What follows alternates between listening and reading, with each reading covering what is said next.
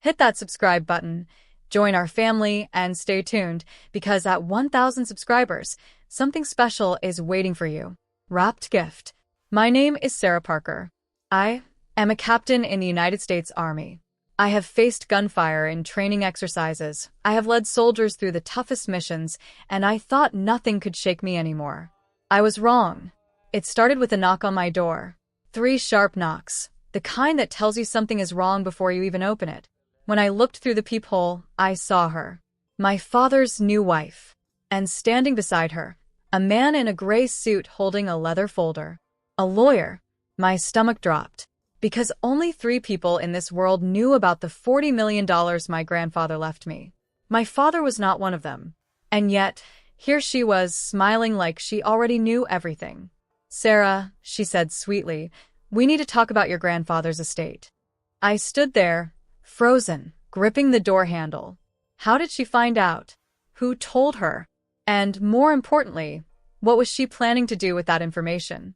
This is the story of how a secret inheritance turned into a war I never expected to fight. Not with weapons, but with truth, patience, and the kind of justice that leaves no room for doubt. Let me take you back. My grandfather, Richard Parker, was not born wealthy. He grew up poor, worked 3 jobs through his 20s, and slowly built a real estate empire that spanned 4 states. By the time I was born, he was already a legend in our family.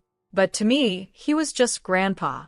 The man who taught me to ride a bike, who told me stories about the war, who always said, "Sarah, one day you will need to be smarter than everyone around you, family included." I never understood what he meant. Not until years later. When he passed away, I was 26, freshly commissioned as an officer. The will was read in a quiet lawyer's office. My father was there. My stepmother was not yet in the picture. And when the lawyer read my name, followed by the number $40 million, the room went silent. My father's eyes widened. He looked at me like he was seeing a stranger. "Why her?" he whispered. The lawyer simply said, "Those were his wishes." What none of us knew then was that my grandfather had left a letter, sealed, meant only for me. In it, he wrote something I would never forget. "Your father is a good man, but he trusts too easily. Protect what I built. Do not let anyone, not even someone he loves, take it away." I did not understand the warning back then. I would understand it very soon. 2 years after my grandfather passed, my father remarried. Her name was Diane. She was polished, charming, and always had the right thing to say at the right time. My father, still healing from losing my mother years earlier, fell for her fast. I tried to be happy for him. I really did. But something about Diane never sat right with me. She asked too many questions about our family's finances. She complimented our old house a little too much. And whenever my grandfather's name came up, her smile would tighten just slightly, like she was calculating something behind her eyes. I kept my inheritance a secret from everyone, including my father. Not because I did not trust him, but because I remembered my grandfather's letter. Protect what I built. So I quietly moved the money into a private trust, one that even my father's accountant could not trace. I told no one. Not my closest friends. Not even the man I was dating at the time. I thought I had covered every angle. But Diane was patient. And patient people find cracks eventually. It happened at a family dinner, 6 months after the wedding. Diane brought up my grandfather, out of nowhere. "Sarah," she said, swirling her wine glass, "your grandfather was quite the businessman. I heard he left quite a legacy behind. It's a shame so much of it just disappeared into legal paperwork." My father laughed it off, but I caught the sharpness in her tone. She was fishing. She wanted a reaction. I gave her nothing. Years of military training taught me how to keep my face still even when my mind was racing. That night, I called the private investigator I trust for background checks on new hires in my consulting side business. I asked him to quietly look into Diane's past. What he found chilled me. Diane had been married twice before. Both husbands were wealthy. Both marriages ended in bitter divorces where she walked away with significant settlements. And in one case, she had hired a lawyer to challenge her ex-husband's family trust, almost successfully draining assets meant for his children. She was not just a new wife. She was a professional.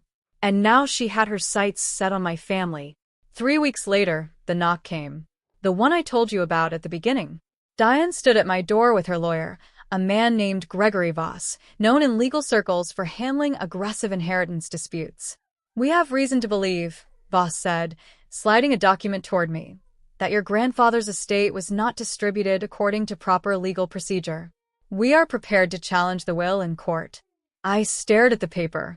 They were claiming that my father, as the surviving son, deserved a larger share, one that Diane, as his wife, would legally have access to. This was not about my father's happiness. This was about the money.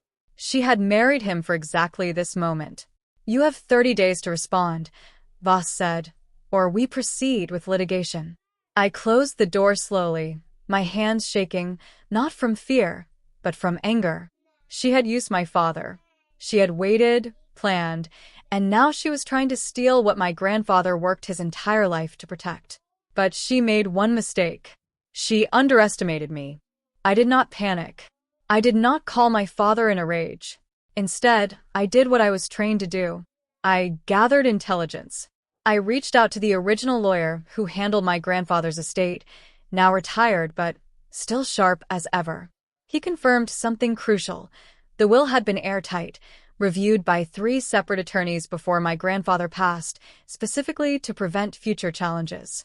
Then I contacted my private investigator again, this time asking him to dig deeper into Diane's financial history.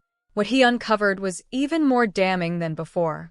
Diane had, just 4 months before marrying my father, taken out a significant loan using forged documents that inflated her reported assets. She was drowning in debt from her failed businesses. My father's modest but respectable finances alone would not have been enough to save her.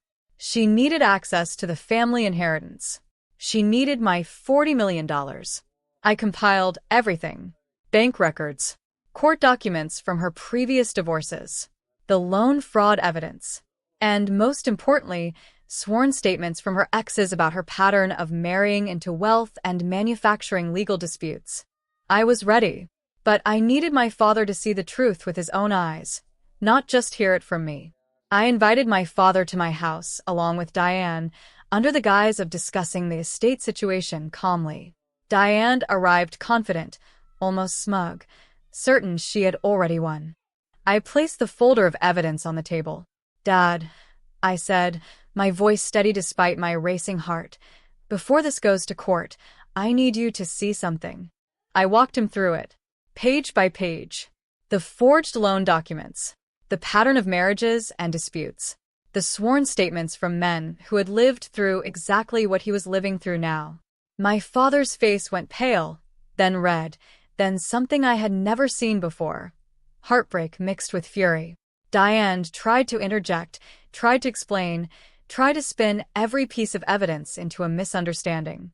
But the truth was too clear, too documented, too undeniable. "You married me for this," my father said quietly, staring at her. "You never loved me. You loved what you thought I could give you." Diane's composed mask finally cracked. She turned to me, eyes burning with resentment. "You think you've won?" she hissed. "This isn't over." "Actually," I said calmly, "it is. Because everything you just heard, my lawyer already has copies of. And the fraud on your loan application? That's a federal matter now, not just a family dispute." I want to be clear about something. I did not do this out of hatred. I did not seek to destroy Diane simply because I disliked her.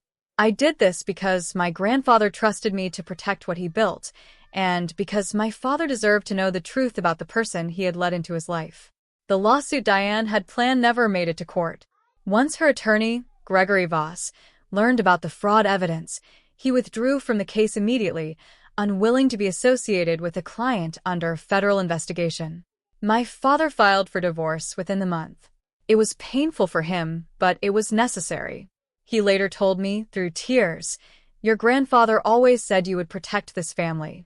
I just never understood how much until now.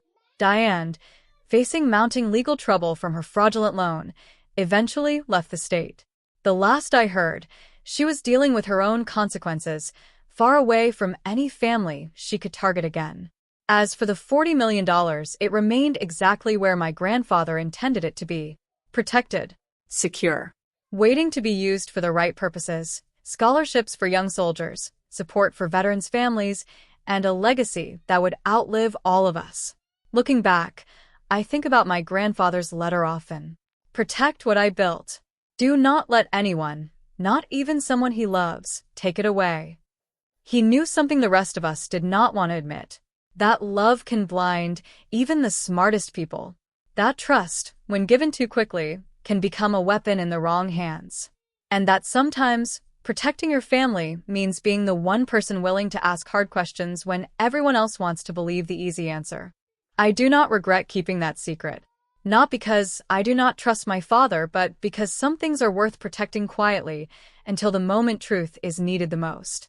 If there is one thing I want you to take from this story, it is this: secrets are not always about deception.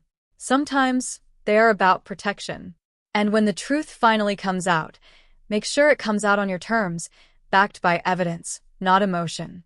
My grandfather taught me that lesson without ever knowing how badly I would need it. And because of him, my family is safe. The inheritance is secure. And the woman who tried to take it all walked away with nothing but the consequences of her own making. That is justice. Not loud, not violent, just true.